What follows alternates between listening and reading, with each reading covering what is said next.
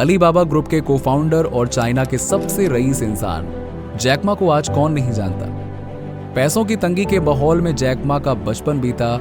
जिम्मेदारी का बोझ लिए जब जैक मा नौकरी की तलाश में निकले तो किस्मत ने ऐसा पासा पलटा कि आज हर कोई जैक मा से इंस्पायर होता है। एक दो बार नहीं बल्कि 30 बार जैक मा को नौकरी के लिए रिजेक्शन का सामना करना पड़ा, लेकिन हिम्मत इतनी कि जैक मा रुके नहीं और अपना सपना हासिल करने के लिए लगातार कोशिश करते रहे। आज वो वैश्विक व्यापार के दिग्गज कहे जाते हैं, जिन्होंने ई कॉमर्स में क्रांति लाई और लाखों करोड़ों को इंस्पायर किया। तो वीडियो को शुरू करने से पहले चैनल को सब्सक्राइब कर लीजिएगा, क्योंकि हम ऐसी वीडियोस लेकर आते रहते हैं। तो चलिए वीडियो शुरू करते हैं।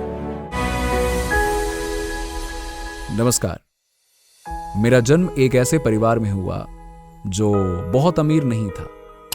पढ़ाई में मैं अच्छा नहीं था। छोटी और बड़ी कक्षाओं में बार बार फेल हो जाता था। सब यही सोचते थे कि मुझसे कुछ नहीं हो पाएगा, मैं क्या ही कर पाऊंगा। हाई स्कूल पास करने के बाद मैंने यूनिवर्सिटी जाने की कोशिश की, पर पहले साल और फिर दूसरे साल भी मैं फेल हो गया। इसके बाद नौकरी ढूंढने लगा, मगर ढेर सारे एप्लीकेशन देने के बाद भी नौकरी ही नहीं मिली कहीं। एक बार फिर से यूनिवर्सिटी की परीक्षा दी और इस बार टीचर कॉलेज में दाखिला मिल गया। 4 साल की पढ़ाई की, लेकिन शिक्षक बनने का शौक नहीं था, क्योंकि चाइना में कोई भी शिक्षक नहीं बनना चाहता था।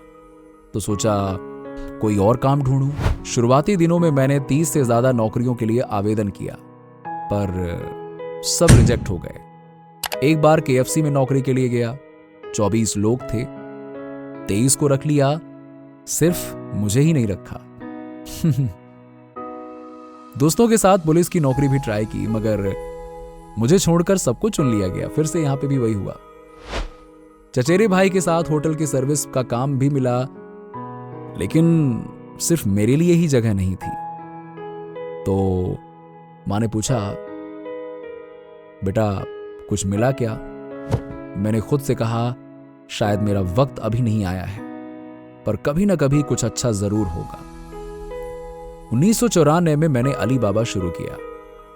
उसी साल मुझे अमेरिका जाने का मौका मिला। वहां मुझे इंटरनेट के बारे में पता चला और लगा कि यह बहुत ही खास चीज है। ये पूरी दुनिया को जोड़ने वाला एक नेटवर्क है और शायद इससे दुनिया बदल सकती है। वापस चाइना आया और अपनी कंपनी शुरू की। बहुत मुश्किलें आईं, क्योंकि 1994 में चाइना अभी इंटरनेट से जुड़ा भी नहीं था। ये जबरदस्त अनुभव था। मैंने खूब मेहनत की, कई लोगों के साथ मिलकर कुछ बड़ा करने की कोशिश की, पर 3-4 साल तक कुछ खास नहीं हुआ। फिर 1999 में मैंने अलीबाबा नाम से कुछ नया शुरू किया। मैंने अपने 18 दोस्तों को, जो कि ज्यादातर मेरे छात्र थे, उनको मैंने घर पे बुलाया और 2 घंटे तक समझाया कि ई कॉमर्स यानी इंटरनेट पर सामान बेचने का कारोबार चाइना में भविष्य में बहुत बड़ा बनने वाला है। पर सबने यही कहा कि चाइना में ई कॉमर्स, क्या बात कर रहे हो, ये तो नहीं चलने वाला। तो उस वक्त ना तो पैसे का लेन देन का सही सिस्टम था, ना सामान पहुंचाने की व्यवस्था अच्छे से थी। इंटरनेट भी बहुत धीमा था, मोबाइल फोन नहीं थे, पैसा सुरक्षित रखने का कोई अच्छा तरीका भी नहीं था। पर मुझे भरोसा था कि इंटरनेट आने वाले समय में चाइना को पूरी तरह से बदल देगा। मैंने कहा कि अगर हम मेहनत करें तो सफल होने का मौका है।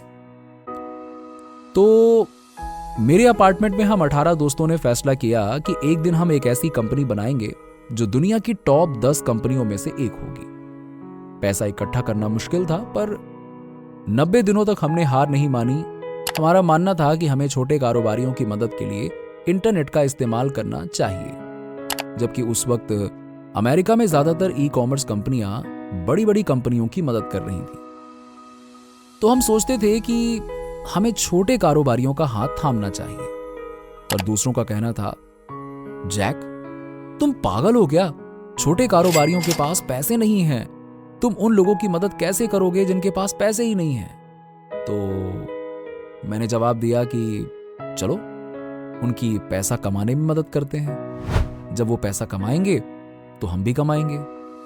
उस वक्त अमेरिका में सोच ये थी कि ई कॉमर्स लोगों को कम खर्च करने में मदद करना चाहिए।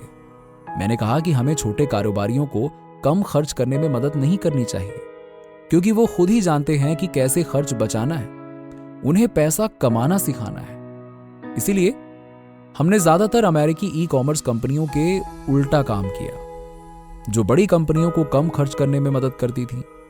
हमने कहा कि छोटे कारोबारियों की मदद करें, उन्हें पैसा कमाने में मदद करें।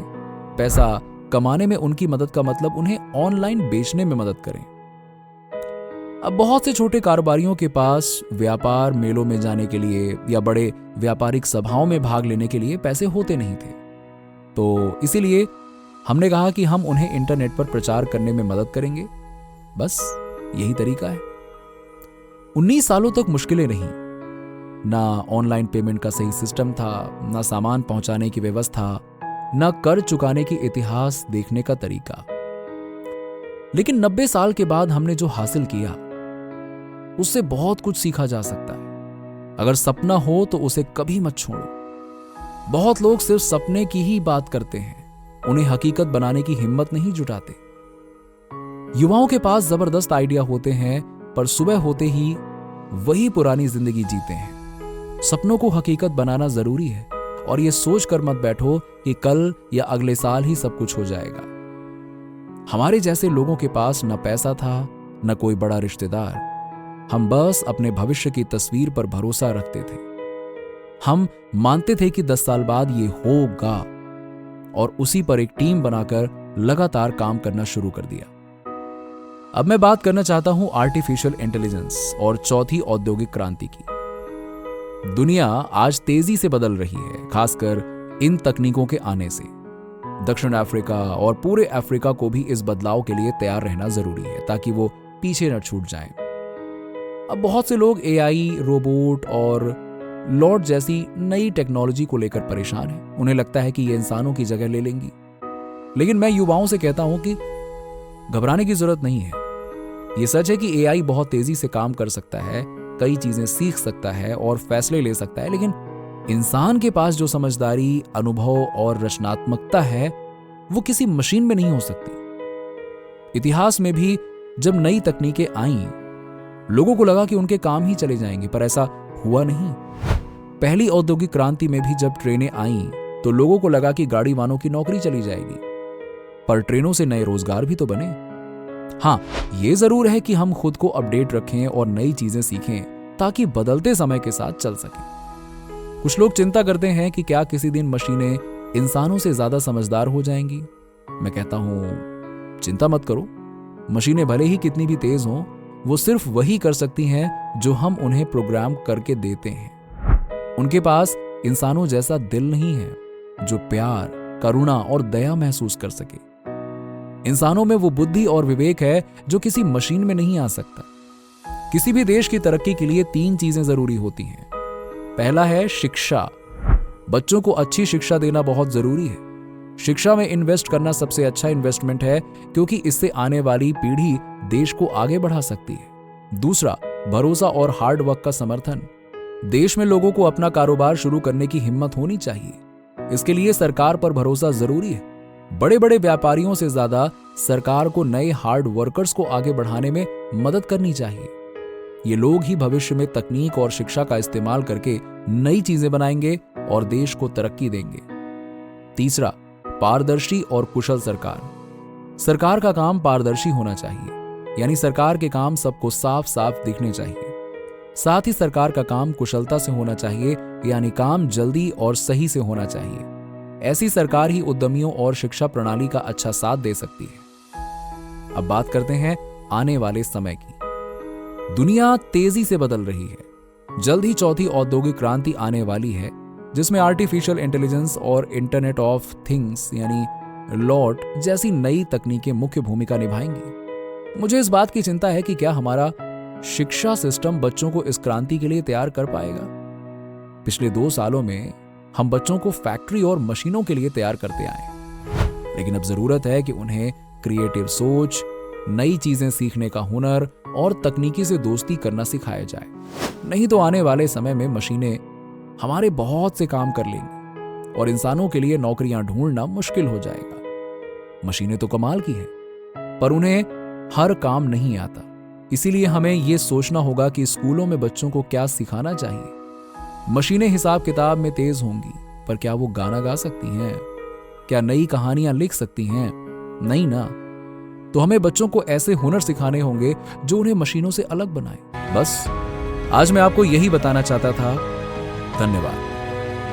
तो दोस्तों, आज के लिए बस इतना ही।